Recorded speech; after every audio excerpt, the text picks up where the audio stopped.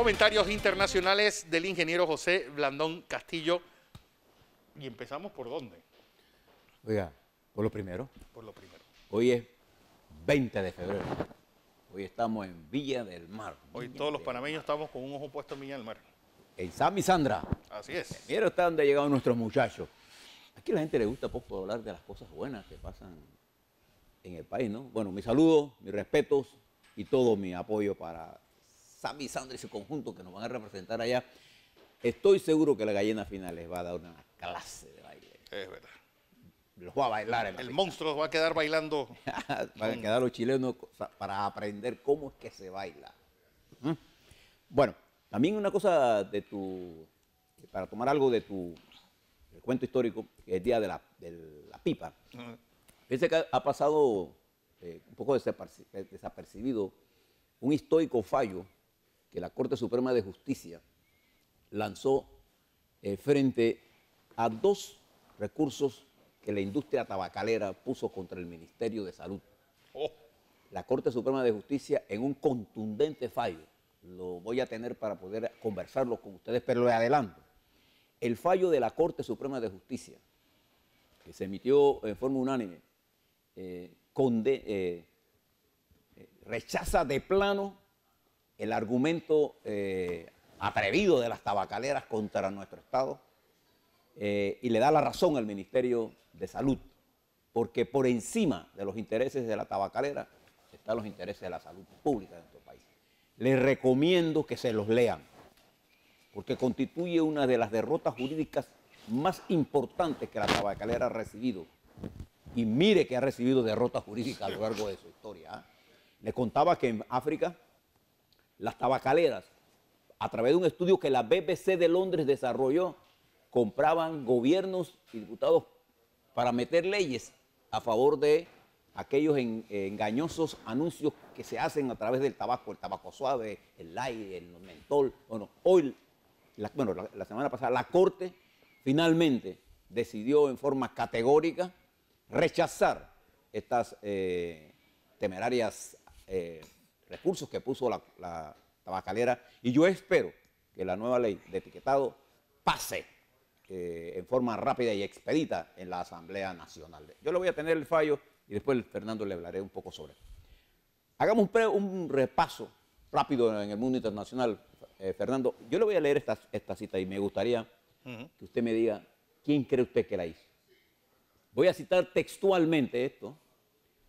Los Estados Unidos es una oligarquía con sobornos ilimitados. Fin de la cita. ¿Quién tú crees que dijo eso? Noam Chomsky. ¿De izquierda? Sí, no. Chomsky, no sé, Chávez, Maduro. Esa frase lapidaria fue emitida por el expresidente de los Estados Unidos, Jimmy Carter. Al enterarse, usted no ha visto el New York Times. Esa es la ventaja de ahora de estar en internet, es que usted se mete y ponga New York Times. Bueno, ahora está, pero sale en las noticias. Ubica en primera plana las donaciones que la industria de las armas, la Rifle Association, ¿cómo se llama? National Rifle Association. National Rifle Association. NRA. La NRA da a las campañas electorales. Y sale en primer lugar el presidente Donald Trump con $30 millones. Esto está en el New York Times, ¿eh? Sale el senador John McCain de Arkansas con 7.6. Digo de memoria, puede que me equivoque en algún. John McCain es de Arizona. Perdón, dije Arkansas. Arkansas era Clinton. Ya no está ahí. Sale después el senador Rubio de Miami, republicano también, 3,5 millones nada más. Y ahí, un chorro de gente. En la planilla del aporte que hacen estas vendedores de armas a ciudadanos de los Estados Unidos que provocan estas matanzas. Bueno, a raíz de todo esto, el presidente Carter dice que los Estados Unidos es una oligarquía con sobornos ilimitados. Mire usted de dónde hemos llegado. ¿Y qué ha planteado todo esto? Fíjese lo que yo le decía ayer con respecto al nuevo movimiento social que ha surgido en los Estados Unidos, impulsado por los estudiantes. Usted recuerda, Fernando, en Chile, cuando los estudiantes chilenos se lanzaron a las calles para enfrentar a Piñera, cuando quiso quitar las becas y que siguió y dio paso a la entrada nuevamente de Bachelet. Correcto. Los estudiantes chilenos, con motivos sociales, luchando por la educación, se tiraron a las calles. Bueno, los estudiantes norteamericanos, en un lenguaje inusitado, un lenguaje duro, de críticas, pero terribles al presidente Trump, han salido ya a las calles y ayer hubo protestas en la capital norteamericana con lay down, o sea, acostarse en frente al Capitolio, y por ahí vendrán, porque si hay unas cosas que tiene la juventud cuando milita por una causa, es que ellos saben que las formas de luchas políticas son infinitas. Yo recuerdo en Nueva York, en mi época de estudios, se hizo una protesta en la Quinta Avenida y dejaron todos los carros entre la Quinta y la Séptima, en esa convergencia que hay en Times Square por ahí. ¿Qué clase de tranque se formó en Nueva York? O sea, la cantidad de cosas que los jóvenes, cuando entran en política, hacen son increíbles. Bueno, ese movimiento está en marcha. Para los que quieren saber cómo es esto, busquen el libro 1968 y sobre todo los primeros meses, que por ejemplo De Gaulle en su mensaje navideño no previó nada de lo que le pasó después en ese París de mayo del 68.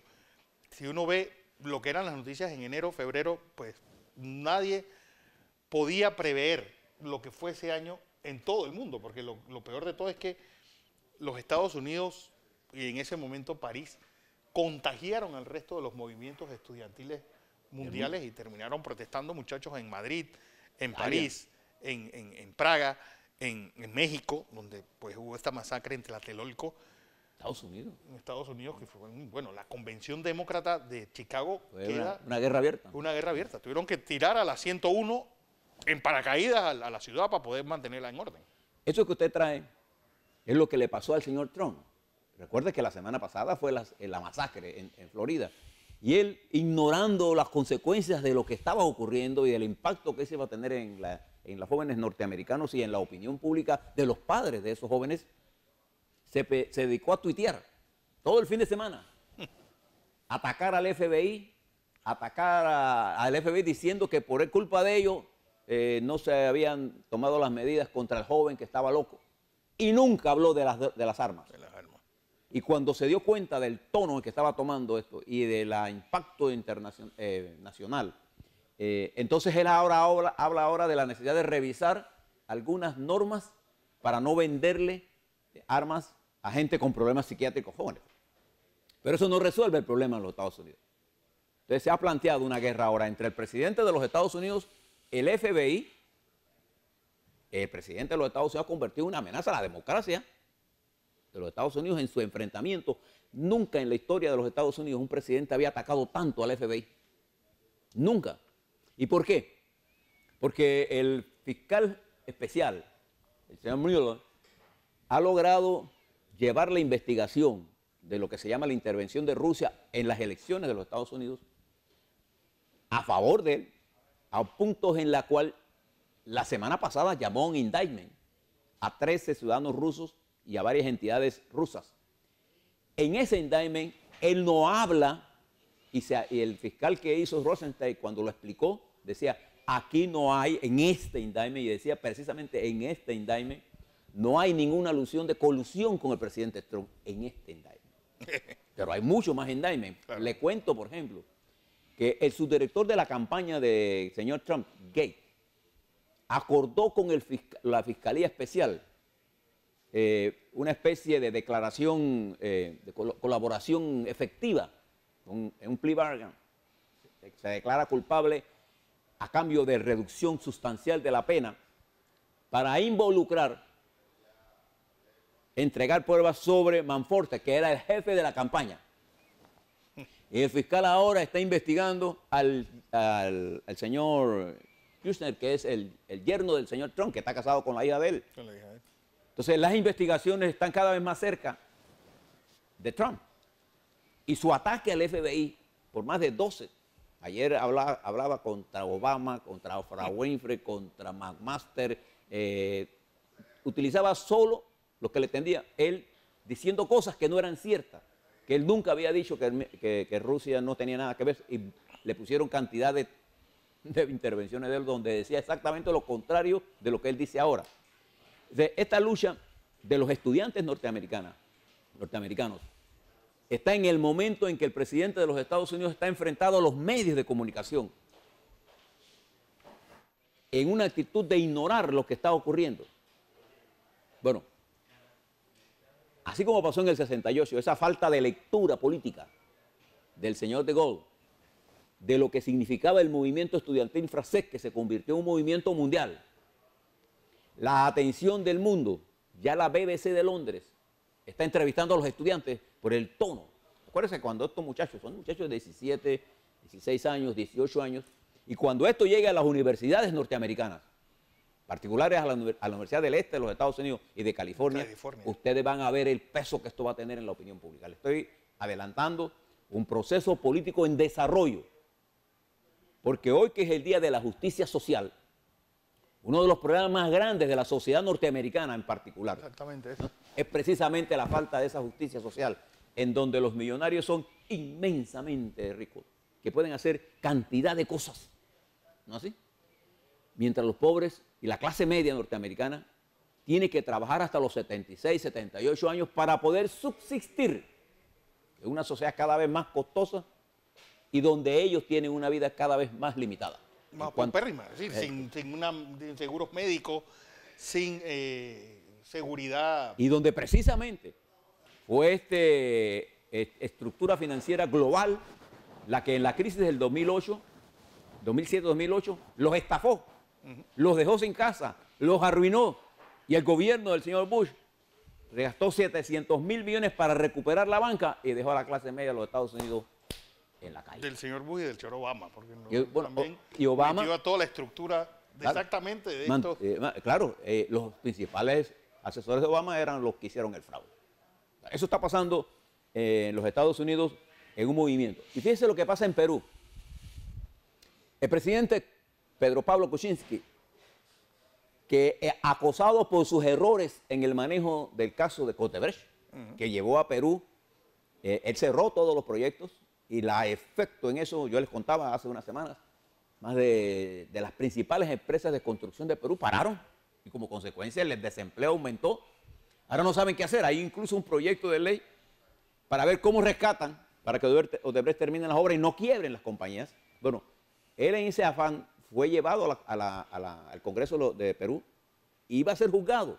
Y tuvo que pactar con la gente de Fujimori un acuerdo que lo liquidó como presidente de Perú.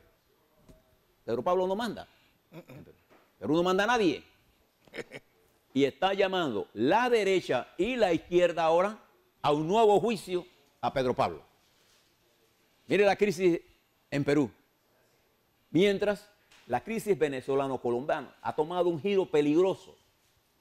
Maduro acusa a Santos de estar reclutando venezolanos para darle uniformes militares y aparecer como si fuera el ejército de la Guardia Nacional Venezolana la que está invadiendo en Colombia para provocar una guerra.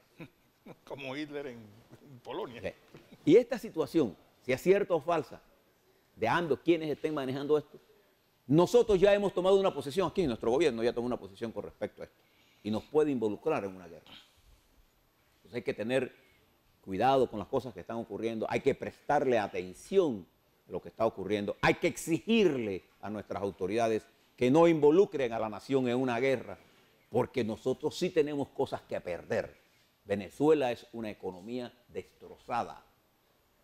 Colombia es un país ingobernable. Y ya el expresidente Uribe está siendo llamado a juicio y dice que están juzgando por cuestiones políticas. Y no me extraña, porque ese es uno de los verdaderos líderes. Usted puede o no estar de acuerdo con Uribe. Pero Uribe puso orden en Colombia. Entonces todas estas cosas están ocurriendo en nuestras propias narices, mientras en otro lado de nuestra frontera, en Costa Rica, el debate ha sido reducido a un problema de un tema que no que no tiene que ver absolutamente con el problema central de los costarricenses, que es la caída vertiginosa de la economía, la falta de capacidad de generar ingresos del Estado, que no puede sustentar las políticas sociales de Colombia, de Costa Rica, y van a tener que ser reducidas. Y tiene dos candidatos que ninguno de los dos sabe bregar con esto. Un pastor con un lenguaje efervescente, extremista, y un hombre de izquierda con afanes de repartir la riqueza que no existe. No existe. Entonces Costa Rica está condenada al fracaso. Mirémonos en lo que está ocurriendo alrededor de nosotros y sepamos dar la lectura correcta. Mire lo que está ocurriendo en los Estados Unidos. Este movimiento social se va a extender. A mí me tocó ser parte del movimiento antibélico en los Estados Unidos, en donde en la lucha por la paz miles, millones de personas se movilizaron en las universidades, los famosos teaching. Cuando las universidades no lo permitían, uno se paraba en una escalera detrás de la cerca y los muchachos se sentaban y ahí dábamos los discursos. Entonces, todas estas cosas están ocurriendo en el mundo por la falta de entender qué es lo que realmente está ocurriendo. Sí, el divorcio ese entre los políticos y la realidad. Y la realidad. Y esto que usted está viendo aquí se está desarrollando ya en el plano militar, en el Cuerno de África, donde el primer ministro de Etiopía acaba de renunciar. Si usted se pone en África, ese cuerno es tan importante, es un estrecho. Es la salida del canal de Suez. Es correcto. Y está ahora mismo la polarización entre Israel e Irán, Arabia Saudita, Siria, Rusia, Turquía, en un momento en la que nosotros debemos evitar estar en los conflictos bélicos, porque eso no es nuestro interés. Debemos promover la paz. Lo dejo ahí para regresar y ver qué es lo que está pasando en Panamá y por qué este enfriamiento de lo que pasó en la Asamblea y este problema de la educación de Panamá. A la vuelta, le hablamos un poco. Así es.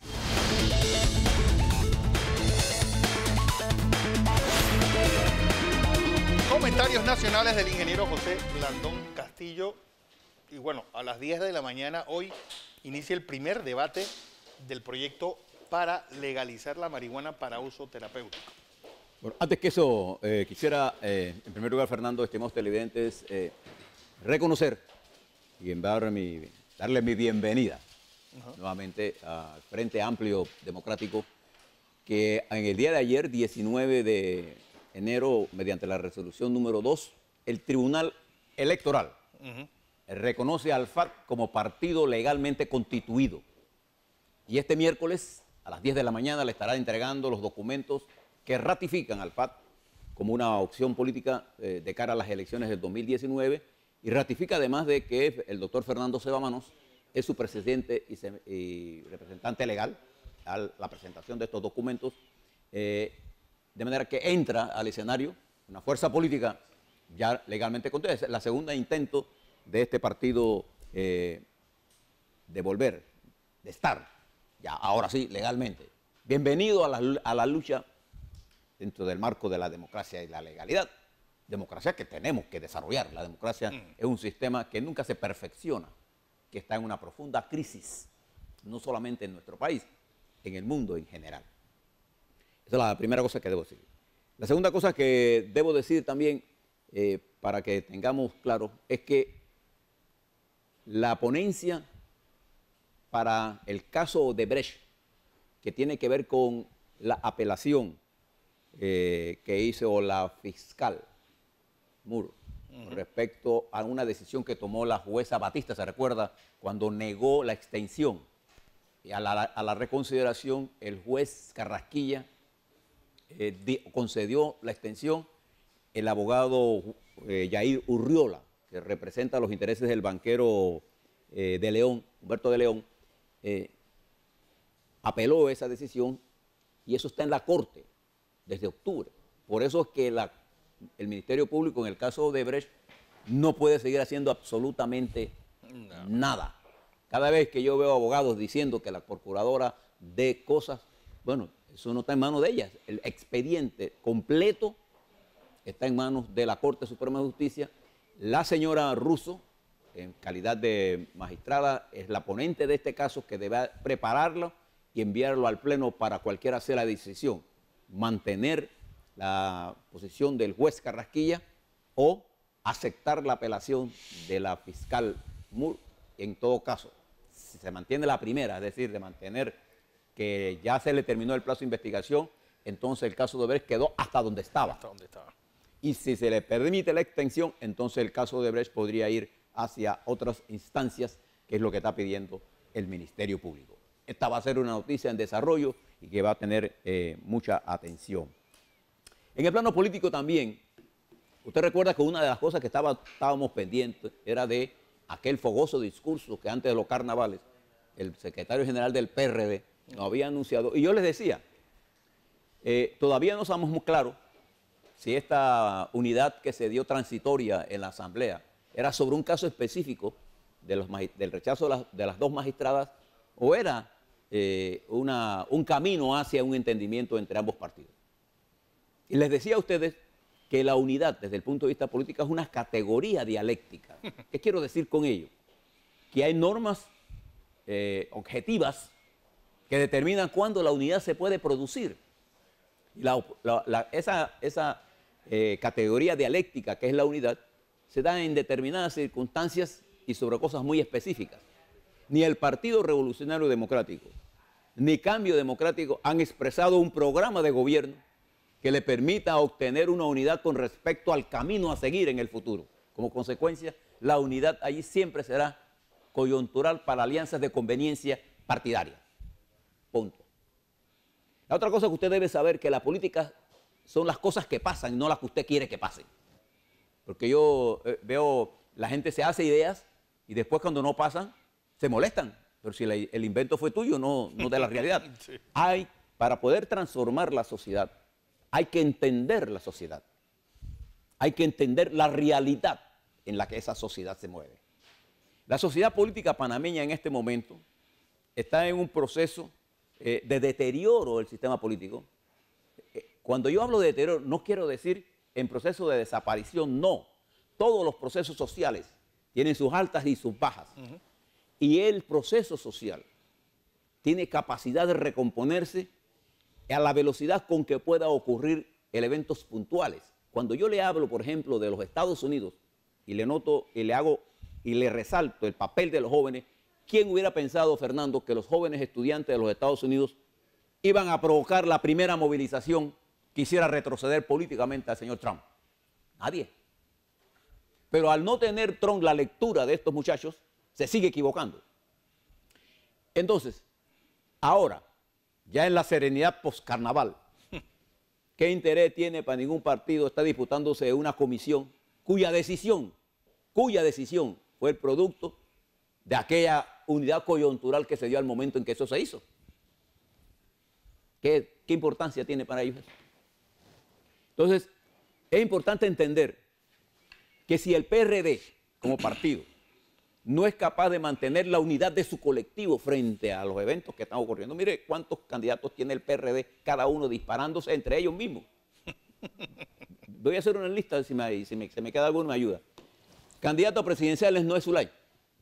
Crítica dentro de incluso de su propia dirección. Candidato presidencial Gerardo Solís. Candidato presidencial Nito Cortizo. Candidato presidencial Juan Carlos Navarro. Candidato presidencial Mirones. Orlando. Aspirante a candidato presidencial Pérez Valladares. Pérez Valladares no ha entrado en esa carrera, pero Elías Castillo. Está Martín, que también aspira a ser candidato presidencial. ¿Se me queda algún otro? Bueno, y también hay los de siempre, que siempre aparece una comparsa de gente que quiere ser. Pero el partido mismo, Revolucionario Democrático, no exhibe una unidad. Ni siquiera tiene un discurso claro, es decir, interno. Entonces, lo que representa el secretario general es una corriente de ese entrepartido. Yo le voy a decir algo que pasó, por ejemplo, cuando se da el golpe militar en Panamá. Torrijos era una corriente del pensamiento dentro de la Guardia Nacional. La otra corriente la representaba Boris Martínez, la corriente prusiana, militarista. Torrijos era un hombre más Torrijos era un hombre más vinculado políticamente a la estructura política. Venía de Veragua, de la Normal, tenía amigos más de izquierda. Y al final de un periodo de 8 o 10 meses, la línea que representaba a Omar Torrijos se va imponiendo y él asume el liderazgo cuando saca a Boris Martínez. Pero el 19 de diciembre del 69 le dan un golpe. 16. 16, perdón. ¿Quiénes? Sí. Los vinculados a la CIA. Silvera, Sanjur. Nansen Franco. Y de allí, de ese momento, al 70 es cuando Omar Torrijos asume el liderazgo. Entonces provoca la unidad de la Guardia Nacional frente al proyecto nacional de la descolonización. Es una purga que se dio. Exactamente. En el PRD no ha ocurrido un proceso político que nos permita pensar que la unidad partidaria frente a un proyecto que ellos tengan, porque tampoco lo sabemos. Y cuando un partido no dice qué proyecto tiene, el electorado tampoco lo sabe. Dicho eso, si ellos no tienen una unidad interna, ¿cómo pensar que va a haber una unidad externa? Igual pasa en Cambio Democrático. Igual pasa en el panameñismo, y eso es normal antes de los procesos electorales. No quiero decir con eso que van a desaparecer. Probablemente lo hagan, pero está muy lejos de que lo hagan sobre la base de principios ideológicos, conceptuales. Van a ser sobre la base de procesos electorales. Y es por eso que los partidos políticos panameños han perdido vigencia en el accionar de la nación, porque no tienen un rumbo, han perdido su identidad. Son lo que en mercadotecnia política se conoce como marcas para lanzar presidentes, con una plataforma base. Lo demás. Entonces, ¿quiénes llenan el vacío que los partidos dejan? Los nuevos organismos, las nuevas instituciones, los nuevos movimientos. ¿Cómo se llama esta que va a marchar el 6? La familia, que buscan elementos coyunturales de unidad, pero no está viendo la familia en su conjunto. El 6 de marzo, seguro que no van a hablar sobre la familia. La familia no tiene el problema del matrimonio entre personas del mismo sexo como su principal problema. El problema de la familia panameña es mucho más profundo. La familia panameña está debilitada estructuralmente, pero no por el matrimonio gay. Está debilitada porque la relación padre-madre, el matrimonio como tal, la unidad familiar se ha roto en 1000 pedazos. Y aquí hablamos del matrimonio, bueno, si la mayoría de los hogares nuestros o lo manejan los papás o lo manejan las mamás, punto. Entonces, o las abuelas. Esa ruptura, esa violencia intrafamiliar, ese desencuentro entre padres e hijos, esa cantidad de jóvenes nuestros en las calles fuera del colegio, esa educación baja que tenemos nosotros, es un problema. Y lo otro que le quiero plantear es que uno de los grandes problemas que tenemos nosotros para entender qué es lo que va a ocurrir, Fernando, es que hemos desarrollado un nivel de negativismo con respecto a nuestra propia realidad. Y fíjese que ese negativismo nos ha hecho a pensar a nosotros que nosotros vivimos en un país de mala calidad, malo, que todo está mal. Sin embargo, basta salir a las afueras de la nación para que usted vea que de afuera tiene una percepción mucho mejor de la que tenemos nosotros de adentro. ¿Sabes por qué? Porque nuestros dirigentes políticos han sido incapaces de entender que la política es el arte de construir el futuro con optimismo.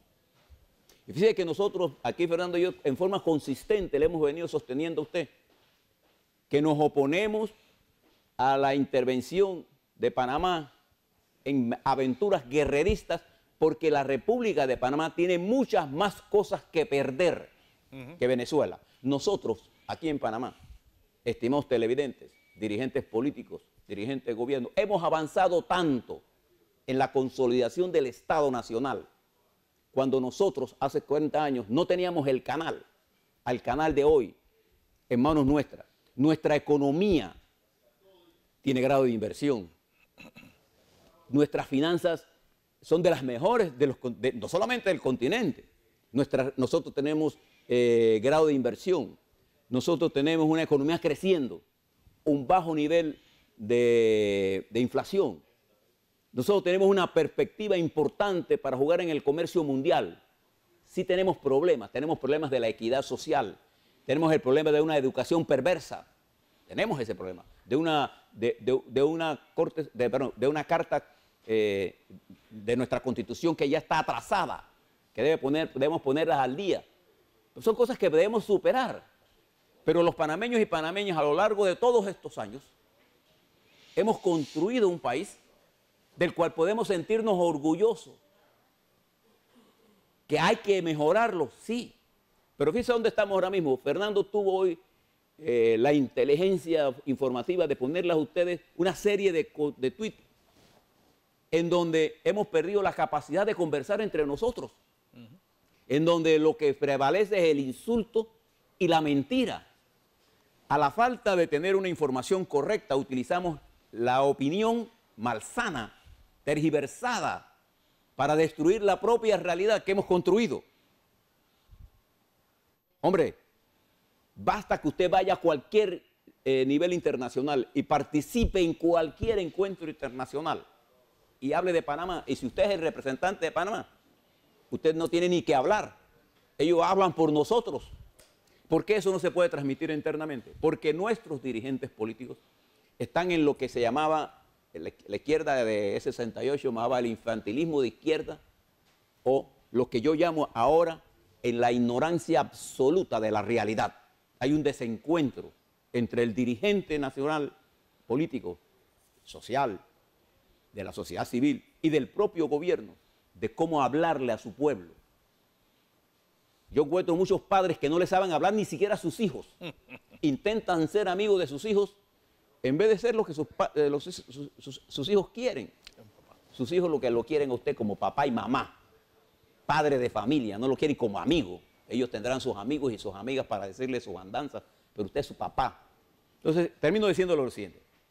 Yo creo que en el camino donde estamos nosotros enfrentados, con estas marchas hablando sobre la familia, pero la familia ligada simplemente a la búsqueda de una realidad inventada sobre bases falsas, ojalá el 6 de marzo marcharan por la integridad del hogar de verdad.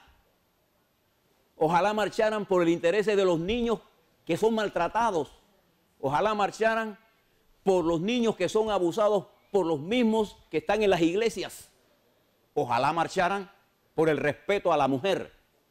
Ojalá marcharan por rescatar a nuestros niños de las calles, por los 200.000 niños que no están en la escuela. Ojalá marcharan por la salud de nuestras mujeres y niñas indígenas, porque ser niña, ser india, es sinónimo de ser eternamente pobre. Ojalá marcharan por las niñas que quedan embarazadas y que les están negando la educación sexual. Ojalá lo hicieran por eso. Entonces sí estaríamos defendiendo a la familia. Pero ir a marchar porque estamos opuestos al matrimonio gay y en eso vamos a defender a la familia, me parece una farsa. Porque el problema de la familia nuestra es mucho más profundo. Pero además de eso, la sociedad panameña ha creado los recursos. Todo el emporio que estamos desarrollando nosotros tiene que ser mejor distribuido, pero esa distribución no puede venir con medidas populistas. Tiene que venir con la incorporación de nuestros trabajadores, de nuestros empresarios, de nuestro sector agropecuario a la vida productiva, con políticas y no con subsidios odiosos, que lo único que produce es la pereza. Y termino con esto. He leído mucho con detenimiento este problema del inglés, fracaso del inglés. Yo le sostengo a usted, con argumentos científicos, que en el mundo de hoy no es tan importante saber inglés, ruso o chino. En el mundo de hoy, lo importante es tener conocimiento. Bien, ese conocimiento usted lo puede adquirir en español, lo puede adquirir en inglés, lo puede adquirir en ruso. Hoy, usted coge ahora mismo, yo puedo meterme al New York Times y puedo tener los titulares y no saber cero de inglés. Aprieto un botoncito y me lo traducen. Y es traducir. O sea, no es el lenguaje. Claro que es importante tener, pero eso no es fundamental. ¿Cuántos millones de norteamericanos hablan inglés y viven en la extrema pobreza? A ver, el inglés no es el instrumento para transformar la educación. No lo es. Es la reforma integral de nuestra educación de calidad de conocimiento. Nuestros profesores hablan un lenguaje que no entienden nuestros niños. Enseñan matemáticas con técnicas viejas. Nuestros niños tienen acceso a la matemática en un nivel superior al que tienen sus maestros. Entonces no aprenden la base para tener conocimiento. Nuestros niños reciben más información que capacidad de entender porque no tienen conocimiento. Esa es la educación que nosotros necesitamos. De manera que para mí no es la educación bilingüe. Lo que necesitamos es una reforma integral, no solamente de la educación parvularia, la educación primaria, la educación secundaria, la educación universitaria. Estamos invirtiendo millones de dólares en universidades públicas para conseguir absolutamente nada. Frustrado. Social. Eso es lo que tenemos que hablar, de esas cosas positivas y cosas que tenemos que hacer. Nosotros hemos logrado con nuestra capacidad, con nuestro ingenio, a través de muchas generaciones, de construir lo que tenemos. Hemos llegado muy lejos para ahogarnos en pendejadas. Así es.